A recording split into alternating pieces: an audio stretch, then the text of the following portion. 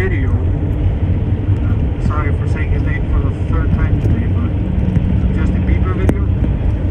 He featured this plane wreck in his video. And after that, the popularity of that plane wreck absolutely exploded.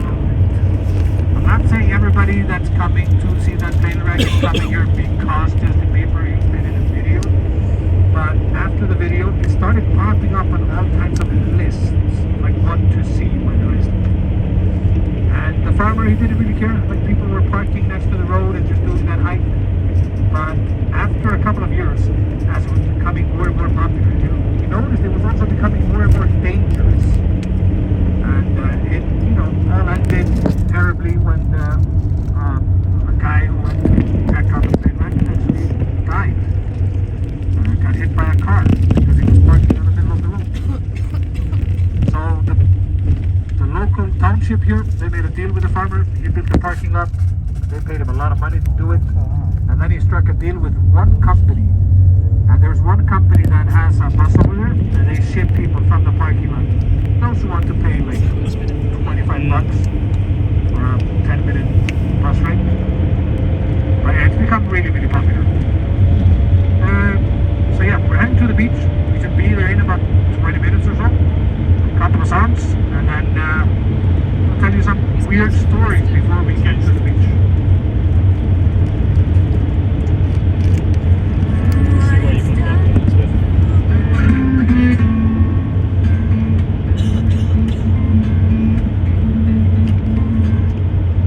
Alright, you can see the parking lot here in front of us to the right.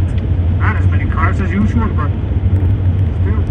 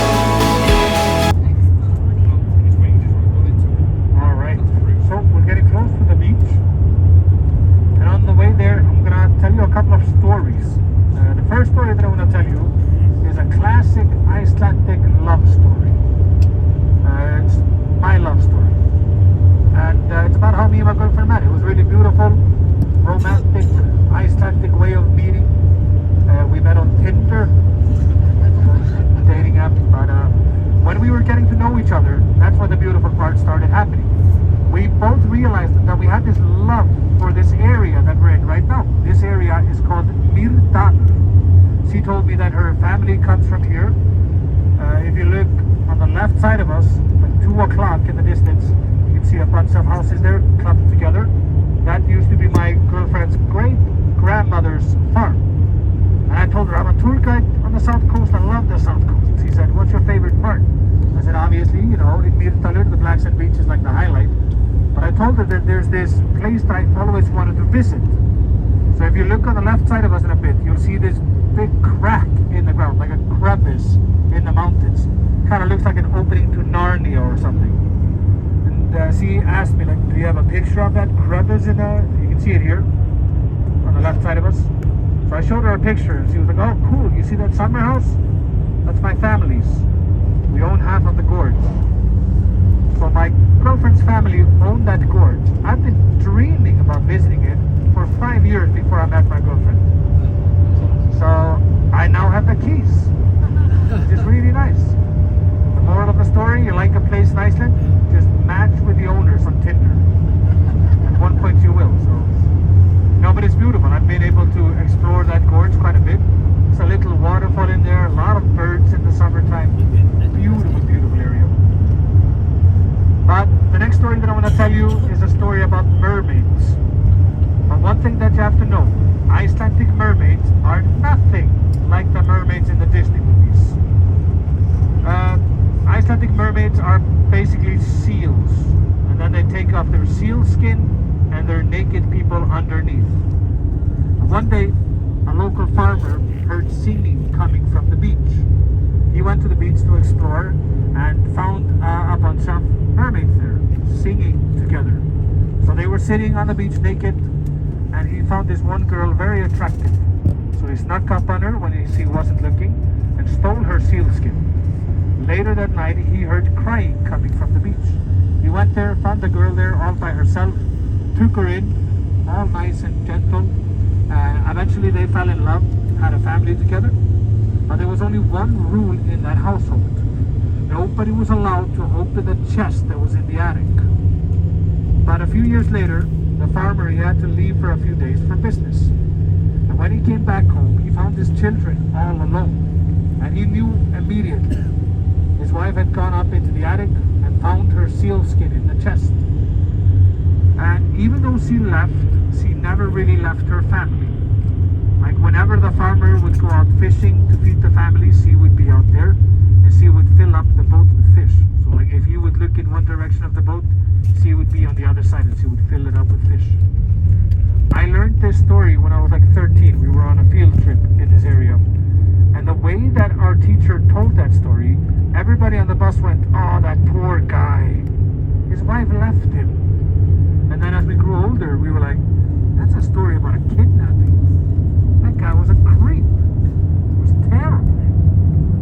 But the lady, she was beautiful in her own way. So even though she went back into the ocean to be with her rightful family, she never left her children. She cared about them very deeply. But yeah, it's a creepy story. It is. A lot of Icelandic stories are absolutely terrifying when you like do a deeper dive into them. And a lot of like stories just like here from the Nordic countries are absolutely disturbing. I don't know if many of you know it, but most of the stories that you see in like Disney movies that are made by, you know, Astrid Lindgren or Rick's Tales, you know, we're getting a really watered down version of these stories. A lot of them end with the children dying or just like terrifying. But yeah, you can see the houses here in front of us. This used to be my girlfriend's great-grandparents' farm. And I was having a conversation with my father-in-law this summer, and he said, obviously the people that bought this, they're not locals. Today, these are guest houses. They're beautiful. They're called Black Beach Suites. And the reason why he said that they're obviously not locals is because people have been having a bit of a problem here. For example, if you ever decide to stay here at the Black Beach Suites, I recommend taking a crowbar with you. Because what has happened, people have gone to sleep and the day after they couldn't open the door.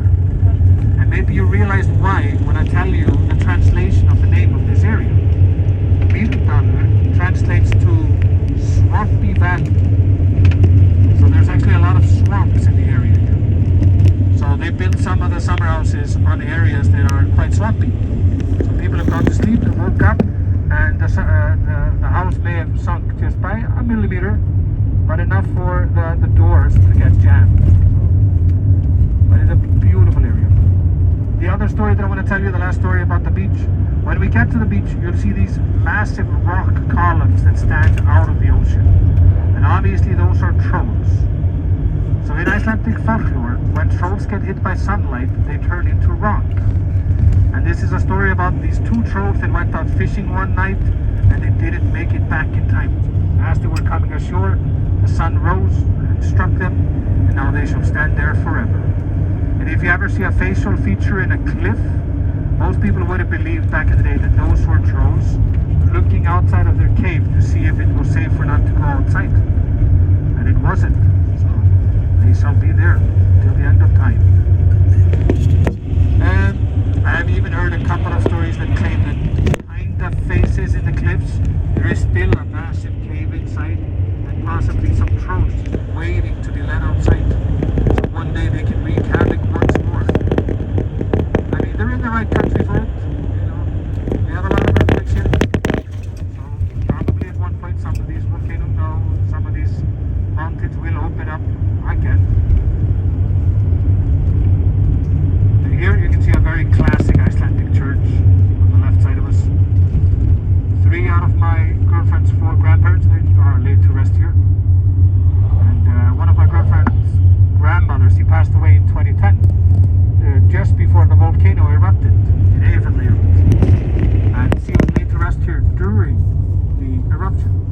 My girlfriend said she was only 10 at the time. No, she was not. She was 16. Don't look bad for me.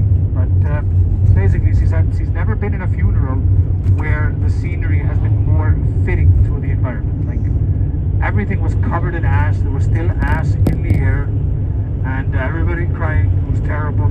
But she said she's never been to a more beautiful funeral, where like everything just came together. Like the nature was crying as well.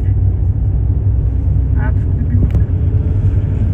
You can see an island here on the right side of us. This place is called Deirhóla. The name is a little bit misleading because if you break it down, it means Dorhill Island. When we get to the beach, you'll see a massive arch that goes into the ocean. That's like the door to the island. The hill, as you look at it from this side, it looks like a massive hill on the side. The island part is the misleading part. It used to be an island. But with rising sea floor, it eventually became a peninsula. So it's not an island anymore. People can drive over there in the summertime. It's really popular to go there to check for puffins.